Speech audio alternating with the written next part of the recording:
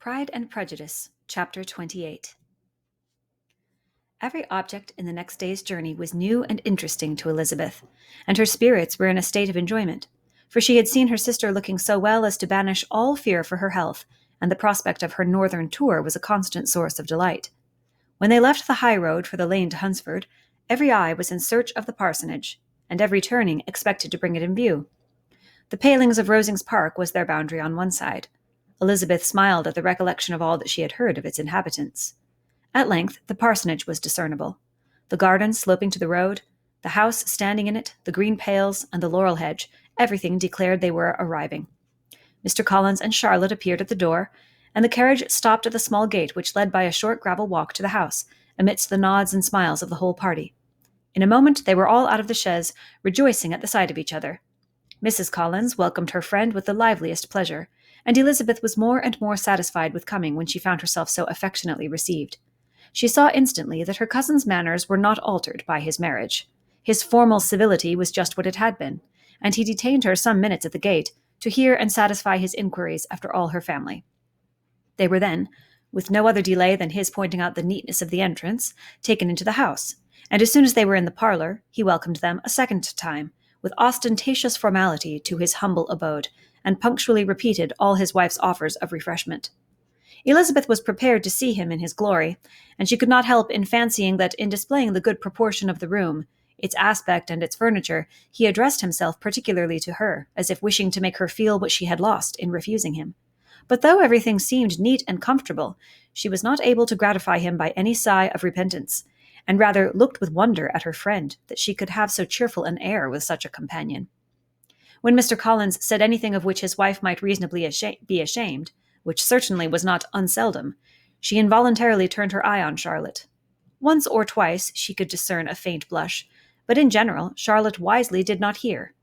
After sitting long enough to admire every article of furniture in the room, from the sideboard to the fender, to give an account of their journey and of all that had happened in London, Mr. Collins invited them to take a stroll in the garden, which was large and well laid out, and to the cultivation of which he attended himself. To work in this garden was one of his most respectable pleasures, and Elizabeth admired the command of countenance with which Charlotte talked of the healthfulness of the exercise, and owned she encouraged it as much as possible. Here, leading the way through every walk and crosswalk, and scarcely allowing them an interval to utter the praises he asked for, every view was pointed out with a minuteness which left beauty entirely behind. He could number the fields in every direction, and could tell how many trees there were in the most distant clump.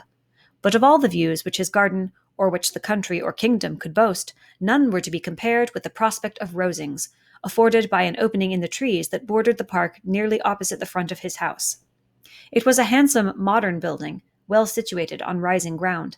From his garden, Mr. Collins would have led them round his two meadows, but the ladies, not having shoes to encounter the remains of a white frost, turned back, and while Sir William accompanied him, Charlotte took her sister and friend over the house, extremely well pleased, probably, to have the opportunity of showing it without her husband's help.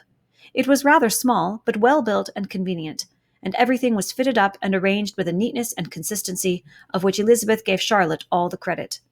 When Mr. Collins could be forgotten, there was really an air of great comfort throughout, and by Charlotte's evident enjoyment of it, Elizabeth supposed he must be often forgotten. She had already learnt that Lady Catherine was still in the country. It was spoken of again while they were at dinner, when Mr. Collins, joining in, observed, "Yes, Miss Elizabeth, you will have the honour of seeing Lady Catherine de Bourgh on the ensuing Sunday at church, and I need not say you will be delighted with her. She is all affability and condescension, and I doubt not but you will be honoured with some portion of her notice when service is over. I have scarcely any hesitation in saying she will include you and my sister Maria in every invitation with which she honours us during your stay here. Her behaviour to my dear Charlotte is charming. We dine at Rosings twice every week, and are never allowed to walk home. Her ladyship's carriage is regularly ordered for us. I should say one of her ladyship's carriages, for she has several." "Lady Catherine is a very respectable, sensible woman indeed," added Charlotte, "and a most attentive neighbour." "Very true, my dear, that is exactly what I say. She is the sort of woman whom one cannot regard with too much deference."